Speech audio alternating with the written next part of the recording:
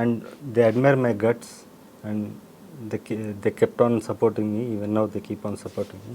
So అది నేను చాలా హ్యాపీ ఫీల్ అవుతున్నాను. అదే గర్వంగా ఫీల్ అవ్వట్లేదు, గర్వంగా ఫీల్ అవుతున్నాను, but not in the sense ఏదో నేను తోపయ్యానన్న ఫీలింగ్ కాకుండా నేను మెచ్యూర్ అయ్యాను. And people are understanding me, and cinema ఇప్పుడు నన్ను ఇండస్ట్రీ ఎక్కువ అర్థం చేసుకుంటుంది అనిపించింది. And thanks for that. అంటే ఒకప్పుడు అగ్రెసివ్నెస్, యాటిట్యూడ్ అవేమి ఇప్పుడు కనిపించట్లేదు, చాలా సైలెంట్ అవి అయిపోయినాయి. ఉంటాయి, అవి స్క్రీన్ మీద ఉంటాయి ఎప్పుడు కూడా. నాలో ఉండేది అది ఇప్పటికే ఉంటుంది. సమయానుగుణంగా బయటకు వచ్చేస్తుంటుంది, అది నా కంట్రోల్లో కూడా ఉండదు. అంతేగాని అది మళ్ళీ దానికి రీజనింగ్ ఉంటుంది. నేను ఊరికే ఏదో నోటుకు వచ్చినట్టు మాట్లాడేసి వైరల్ అయిపోవాలి అలా ఇప్పుడు నాది ఉండదు. ఎందుకంటే నేను దూరం చూసి వస్తాను ఎప్పుడు. నేను నాకు విజన్తో వచ్చాను. నేను ఈ రోజు బతికేయాలనే సిస్టంలో నేను ఫస్ట్ నుంచే లేను. ఈ సినిమా చూస్తే నా ఐడియాలజీ, ఇప్పుడు ఐ మీ మై సెల్ఫ్ అనేది నా ఐడియాలజీ. నా అంటే నాలాగా ఆలోచించే కామన్ మ్యాన్తో కూడా నేను అంటుంటాను ఎప్పుడు మీలో ఒకడిని అని. నాకు కామన్ మ్యాన్ మైండ్ సెట్ నాది ఇప్పటికి కూడా. సో నాకు ఆ గర్వం అనేది లేదు ఇప్పుడు. అంటే లైక్ అప్పుడు కూడా గర్వం కాదు, అది కోపం, ఫ్రస్ట్రేషన్. ఇప్పుడు అది లేదు. ఇప్పుడు నేను కొంచెం కూల్ అయ్యాను, ఎందుకంటే నాకు ప్రజల్లో ఒక రికగ్నిషన్ వచ్చింది. ఇప్పుడు నాకు ఇండస్ట్రీ సపోర్ట్ కూడా చేస్తున్నారు ఇండైరెక్ట్లీ. Happy for that. కానీ ఎక్కడో ఒక మంచి డైరెక్టర్కి కానీ, మంచి టెక్నీషియన్కి, మంచి ఆర్టిస్ట్కి సరైన గుర్తింపు చాలా లేటుగా వస్తుందేమో అనిపించింది. అది ఎక్కడ మిస్టేక్ జరిగింది అనుకోవచ్చు? అది నేను ఫస్ట్ నుంచి చెప్తున్నాను. నేను ఒక నటుడు అవడానికి వచ్చాను. నేను జూనియర్ ఆర్టిస్ట్గా వచ్చాను 20 సంవత్సరాల క్రితం. నన్ను నటుడిని ఎవరు చేస్తారు? మా నాన్న ప్రొడ్యూసర్ కాదు, నాకు డబ్బు లేదు, ప్లస్ నేనేదో 6 feet ఉండి అందంగా ఉండేది ఒక అందగాడిని కాదు. నాకు టాలెంట్ ఉంది. ఆ టాలెంట్ నేను చూపించాను. చాలామందికి అర్థం కాలేదు. 1 సంవత్సరం 2 సంవత్సరాలు తిరిగాను నేను జూనియర్ ఆర్టిస్ట్గా 2004లో 20 సంవత్సరాల క్రితం. తిరిగి తర్వాత నేను రియలైజ్ అయ్యాను, if at all I have to achieve my dream, నన్ను నేను బిల్డ్ చేసుకోవాలి. ఎలా చేసుకోగలను?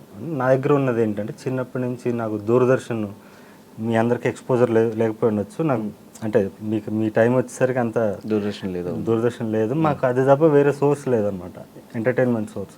దాంట్లో నన్ను చాలా విధాలుగా దూరదర్శన్ నన్ను ఎడ్యుకేట్ చేసింది. స్కూల్ అని ఒకటి వచ్చేది, దాంట్లో సైన్స్ గురించి ఉండేది. ఈవినింగ్ పాటలు వచ్చేవి, చిత్రలహరి అని శుక్రవారం ఆ పాటల కోసం వెయిట్ చేసేవాడిని. ఈ మధ్యలో ఏంటంటే మనకు తెలియకుండా ఇంక వేరే ఎంటర్టైన్మెంట్ లేక టీవీ మీద ఉండిపోయి ఎడ్యుకేట్ అయ్యేవాడిని.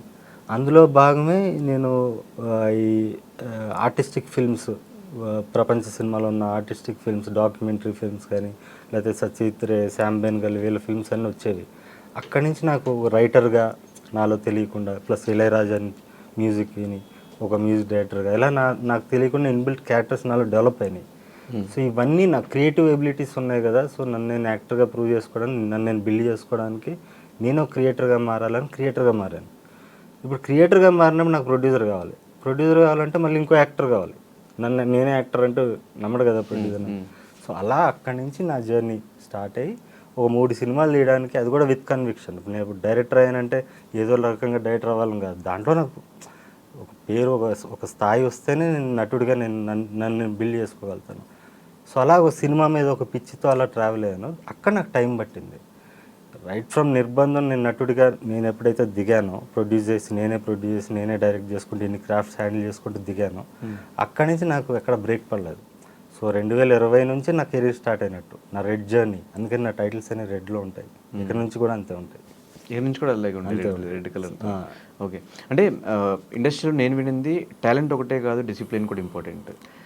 మీ విషయంలో జరిగింది, ఈ అబ్బాయికి టాలెంట్ ఉంది కానీ ప్రాపర్ డిసిప్లిన్ లేదు, ఎక్కడ ఏం మాట్లాడాలో తెలియదు, ఏదైనా డైరెక్ట్గా చెప్తాడు. అలా చెప్పడం వల్లే అబ్బాయి ఇంకా స్ట్రగ్లింగ్ పీరియడ్లో ఉన్నాడు. ఇది నమ్ముతారా? అలే, డిసిప్లిన్ ఉంటే నేను ఇలాంటి సినిమాలు డిసిప్లిన్ అంటే వాళ్ళ సెన్స్లో రాంగ్. వాళ్ళు చెప్పే డిసిప్లిన్ మీకు ఎవరు చెప్పారో కానీ అది యారగెన్స్ అనాలి. వాళ్ళ పాయింట్ ఆఫ్ వ్యూ అది యారగెన్స్ అయి ఉండొచ్చు. Yes, I'm arrogant only in film making. Otherwise I'm completely different person. As a human being I'm a different person. అది ఎందుకంటే నేను అనుకున్న సినిమా నేను తీయలేనప్పుడు. ఇప్పుడు ఒక సిస్టమ్, నేను చెప్పాను అదే మీకు, సినిమా అంటే ఒక సిస్టమ్ అయిపోయింది. ఇప్పుడు కార్పొరేట్ వ్యవస్థలు వచ్చేసి ఇండివిజువల్ ఫిల్మ్ మేకర్స్ ఇప్పుడు లేరు, తగ్గిపోయారు. ఒక రామానాయుడు గారు లాంటి ఒక లెజెండ్, ఇప్పుడు అలాంటి లెజెండ్స్ లేరు. ఇప్పుడు సురేష్ బాబు గారు కూడా హ్యాండిల్ చేయలేక విస్టాండ్ చేయలేక ఆయన కూడా నేను సినిమాలు వదిలేసాను మల్లీశ్వర్ తర్వాత అని ఓపెన్గా చెప్పారు ఆయన. సో అలా ఒక ఇండిపెండెంట్గా ఫిల్మ్ మేకర్స్ ఎవరైతే ఉండేవాళ్ళో పెద్ద పెద్ద సంస్థలు స్థాపించిన వాళ్ళు వాళ్ళకంటూ సిస్టమ్ ఉన్నా కూడా స్టిల్ వాళ్ళ కంట్రోల్ ఒకటి ఉండేది, ఒక సింగిల్ మ్యాన్ కంట్రోల్ ఉండేది. ఇప్పుడు అది లేదు. సో దీంట్లో మనం ఏమనలేము, దీంట్లో మనం చేయలేం కాబట్టి నేను ఇలా స్వతహాగా చేసుకుంటున్నాను, సొంతంగా చేసుకుంటున్నాను. సో అది కొంతమందికి యారగెన్స్ అనిపించచ్చు. ప్లస్ నాకు ఏదన్నా కూడా నిజాయితీగా చెప్పాలనిపిస్తుంది. అదే చెప్తున్నాను, ప్రేక్షకుడి మైండ్ సెట్ నాది, ఇంకా common man mind set.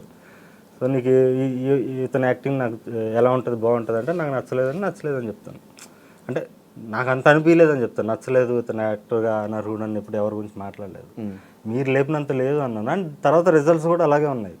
So అలా నేను మాట్లాడేది అప్పటికప్పుడు మీరు కాంటెంపరీగా ఆ ప్రస్తుతానికి మీకు నచ్చకపోయినా కూడా ఫ్యూచర్లో అది జరుగుతుంది.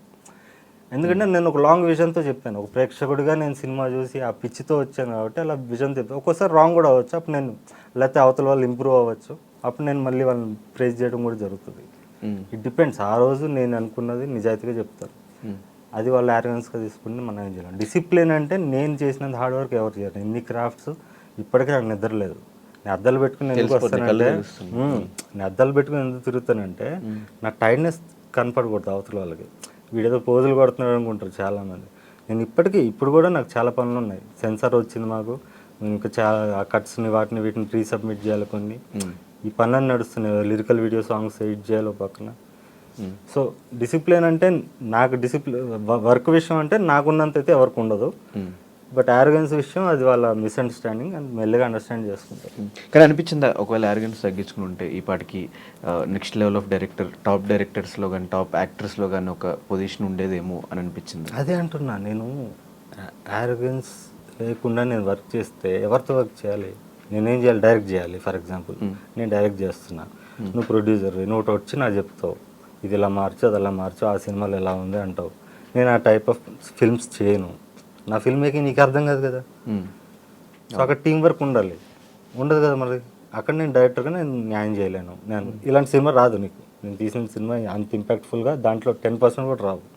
నేను కాంప్రమైజ్ అయితే ఇంకెక్కడ కాంప్రమైజ్? నటుడిగా అయితే నటుడిగా నన్ను గుర్తించలేదు అవడం కాంప్రమైజ్ అవ్వడానికి ఫస్ట్. సో నాకు ఎక్కడ నేనేం చేయాలి మరి చెప్పను? నేను చేస్తే నేను టాప్ డైరెక్టర్ అయ్యేవాడినా? అలా వచ్చి అందరి మాటలు విని ఏదో ఒక టీం వర్క్తో ఒక సినిమా చేస్తే నాకంటూ ఒక గుర్తింపు వచ్చేదా?